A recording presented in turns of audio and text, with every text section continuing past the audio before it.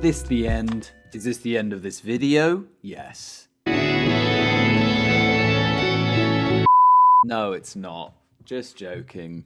What? I don't know why I'm... Is this the end? Is it the end of this channel? The end of things. It's the end times. It's not the end times. I've been racking my brain trying to think of this quote that I heard, which I believe it was by the late great Alan Watts. Something about how it'll always feel like it's the end, and that's what keeps it entertaining. The fact that you always feel like this is going to be it.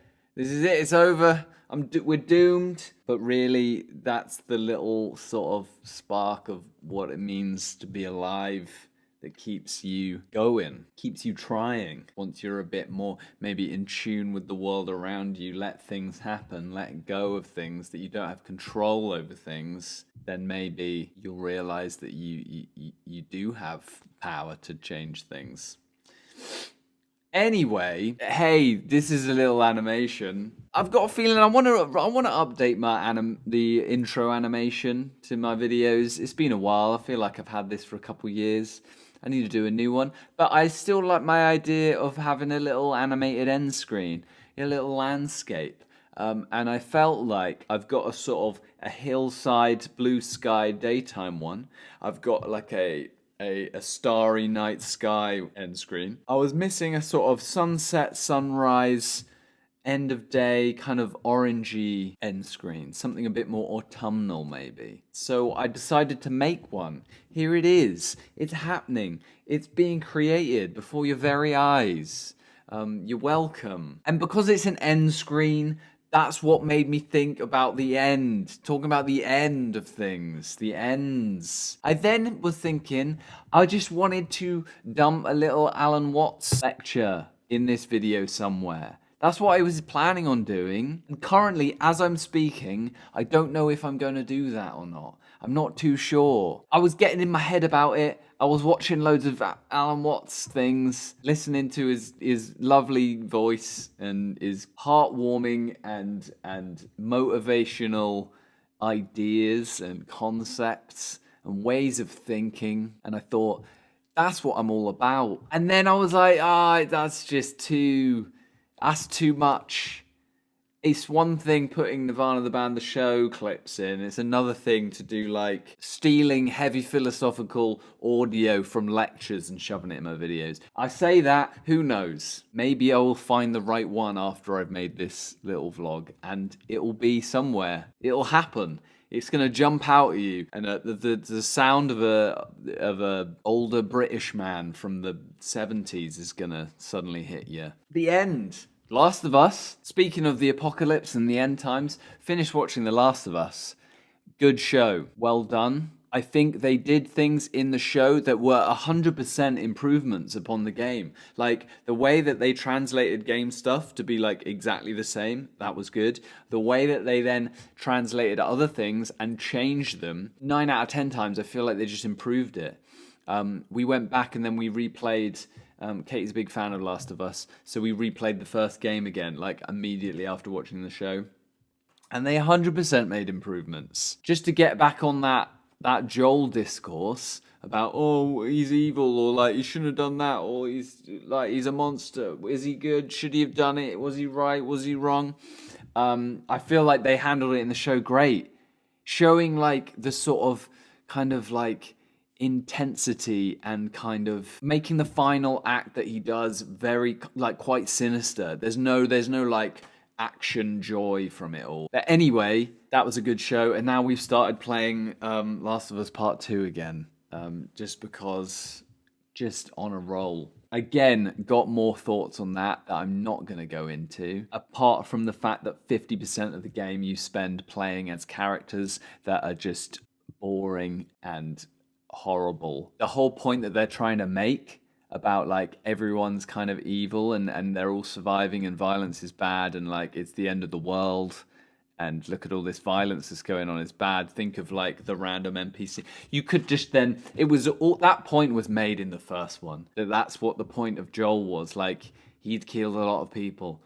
And then to make the second one all about, like, someone else, you could make the argument that it's like, all right then, I can't wait to play Last of Us 328. That's about that one side character that I killed in the game 20 hours ago. Hey, this is Editing Harry in the gloom, editing this video. Just wanted to say, I was listening to myself back and I've thought about it a bit. In a way, the argument that I'm making could be used as a reason why it's a good plot point. It's not done very often, and it's a good idea. That is what the point in Abby is, that she was a random NPC, and now she's not a random NPC. You made a game about a random NPC, and that's not done often. It's a good idea. I just find her very bland. The way that it's structured in the game, of the events that happen and unfold, make you just not like her. You can't empathize with her for the entire time you're playing as her, until maybe the very, very end. And even then, it's a bit well, I'm only doing it. We've gone on a journey with other characters. We've empathized, we've gone through a natural thing. And now, it's almost like a hypocritical kind of, oh, now you better empathize with this character. Because look what you've gone through with her now. Huh? And you're like, well, I don't, because she's rubbish. Anyway, enough. I've stopped talking about it now. It's a good game. You should play it. Back to past, Harry. That's my Last of Us thoughts. But it was a good TV show. Much better than the end of Game of Thrones. Well, why am I bringing that up? So I'm just thinking about endings of things. Terrible. Star Wars Episode 9, one of the worst films ever made. The ending of Game of Thrones, absolutely fumbled. Why are endings so hard to do? They're not. I always appreciate TV shows and games and movies that have cool, interesting endings. Different endings, unusual endings. They try something. It's always fun. I'm trying to think of an example. I can't. It is what it is. I hope you're doing all right out there. I hope you're doing good. I hope your creative projects are going well. I've been working on some game stuff for a commission. At the moment, I'm trying to get by and focus all my energy on my commission-y things. But that's okay. That's all right. Things change. Time comes and it goes. I'm gonna move on to other things and be able to do different drawings soon. I am currently feeling very much like I have lots of ideas building. Sometimes when I'm feeling burnt out, it's because I don't want to do anything. I haven't got anything. I'm just working on one thing. And I can't even bring myself to think. But at the moment, I'm not burnt out. I'm just finding I just don't have enough time to do the things, all the ideas that I've got. If I had to take a positive spin on burnout, that would be it. Things end, things start. What are you excited for this year? There are loads of cool games that are going to come out. Loads of cool movies, loads of cool TV shows. People are working on great stuff. You just got to look out for it. You got to find it, trawl through all the random shit that's been constantly bombarded at you and find the little gems. They might not be so little. They might be things like Breath of the Wild 2, Baldur's Gate 3. That looks great. That looks right up my street. Hyper Light Breaker looks sweet. There's been a new trailer. That looks really good. I hate when people tell you that they've got nothing, they can't think of what to say. I know I do that frequently. That's what's on my mind as I sit here. It's a dumb thing to say in a video. Things that ended. Let's talk about endings again. Hey, you know what was robbed of a good ending? Pushing Daisies. That was a sweet show. If you don't know that, go watch that. Just got cancelled though, didn't it? Cancelling things. Why did Midnight Gospel? Netflix went on a rampage, cancelled loads of animated shows, including Midnight Gospel. There's only one season. When will there be season 2? Who knows? Will it ever exist? Probably not. It's an incredible show. The ending of Lord of the Rings. People going on about, oh, that's such a long, how many endings has it got? It's a great movie. Best movie of all time. Stop complaining about the ending. Emotional ending. Gandalf saying goodbye. What? You kidding me? You bow to no one? 4 hobbits standing there? A city of people bowing to it? You kidding me? I guess technically this isn't about endings. This video's not about endings, it's about change. The colours of the leaves are changing, trees, seasons. Things change. Change is good. That's what I want to leave you with. I'm going to be completely honest. I am 100% running out of things to say. I hate when people say that in videos because all that's saying is they got nothing to say. But maybe that's not true. As someone on this side of the video, I'm going to give myself the benefit of the doubt. And that's just true. That's just pure honesty. We're all out here in our hundreds of thousands, all trying to entertain each other, try and turn our lives into stories in one form or another by imparting our ideas, knowledge, and thoughts onto other people. And I'm just yet another. If you clicked on this video to find out more about this animation, my method of working on this, maybe that'll be helpful. Maybe that'll be of interest, of use. So what's going on in this one? I normally work with pencil and then I scan it in. But sometimes when I do these illustrations, animations, digital landscapes like that, I do have a digital pen brush tool called the Happy HB, and I think there's also a ballpoint pen brush that I use. I really like the line that it creates, and it somewhat resembles the way that I work on paper with a mechanical pencil. So I can sometimes get line work that I like. Just in general, I do a sort of a sketchy line art. It is somewhat, whenever I look at these back, one weird random inspiration that I can think of is actually the Steven Universe backgrounds. They're really cool backgrounds. The way that the sort of outlines are sort of not very precious and they're a bit unfinished and they're kind of sketchy is what I really like about those backgrounds. I color them in layers normally, especially when I know it's going to be an animation. I like to think of them as sort of sets on a stage. So there's like a very obvious like sort of foreground, middle ground, background. I play with lighting layers, like normally the background's got sort of lighting layers going and it's dark in the foreground maybe, especially if it's in this like foresty scene, or vice versa, depends what's going on. And then right at the end, I do all my animation in Photoshop frame by frame. I've done some videos in the past trying to explain my way of working. I don't think they're very good. I find it impossible to make tutorials. But I hope you enjoyed listening to this little aside and watching this little video of me creating a new end screen that you'll see at the end. Isn't that exciting? Not only is this about ends, beginnings, past, present, future, you're going to actually see the drawing being created for the end of this very video. Now, if that's not exciting to you, then I don't want you here.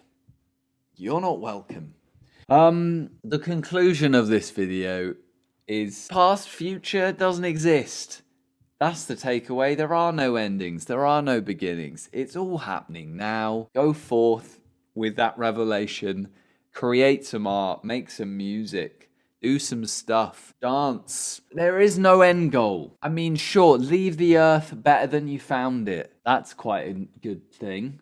That's a nice idea. But really, there is no destination. You're not trying to get anywhere. You're all right where you are. Just do things. We're all trying our best. These words might not mean much, but maybe they mean something to someone else. That's why I'm still speaking. That's why I'm still here. That's why I'm still making these little videos. That's enough, really. I need to do some more YouTube drawings. I'm hoping I'm going to have some time soon to stock up. I always like it when I'm stocked up. We made it. I made it. We're at the end. Do I add a little thing in? Do I? Maybe I do. Is that really douchey though? That's the thing. That's the question. I don't think it is. Cringe and free, as I always say. As I always say at the end of these videos, cringe and free. Live cringe, live free, live now. Live, laugh, love. Am I right? Maybe in the same way that I don't have it in me to do a troll-like sort of nonsense funny video, I also maybe don't have it in me to be super serious and do like a kind of intense, somewhat educational / philosophical video. There's videos out there that you can go watch after this. If you just want a sort of shallow scoop of a little bit of one thing and a little bit of another, then you're in the right place. I'm excited. How does this video end? Does it end well? Is there a 4 to 8 minute Alan Watts lecture clip. You know more than me, frankly, at this current moment. But one thing's for sure, is you're going to see this drawing move a bit at the end. You're welcome. Is this the end? Is this the end of this video? Yes. Just in the same way as you don't focus your attention on how you make your thyroid gland function, so in the same way you don't have any attention focused on how you shine the sun.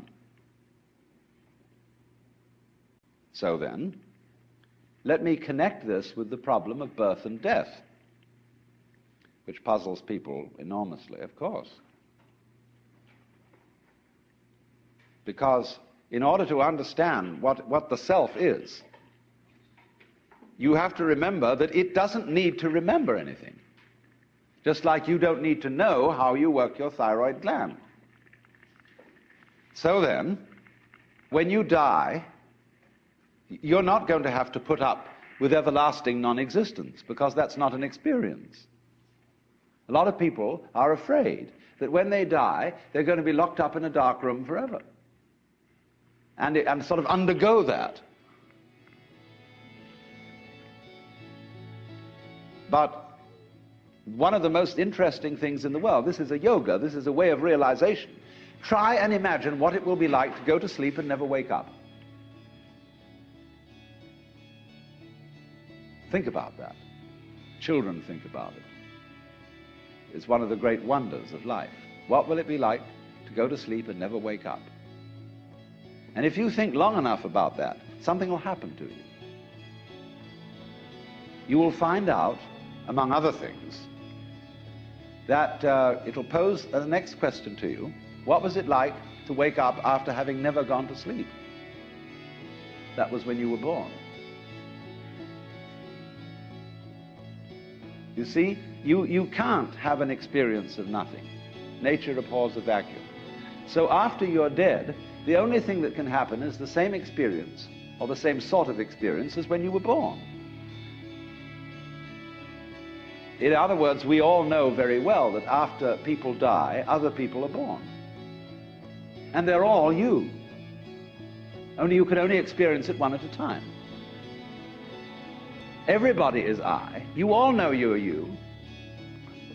And wheresoever beings exist throughout all galaxies, it doesn't make any difference. You are all of them. And when they come into being, that's you coming into being. You know that very well.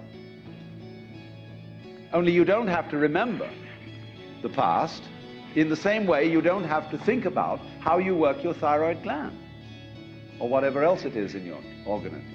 You don't have to know how to shine the sun. You just do it. Like you breathe. Doesn't it really astonish you that you are this fantastically complex thing? And that you're doing all of this and you never had any education in how to do it? You never learned, but you're this miracle? Well, the point is that from a strictly physical, scientific standpoint, this organism is a continuous energy with everything else that's going on. And if I am my foot, I am the sun.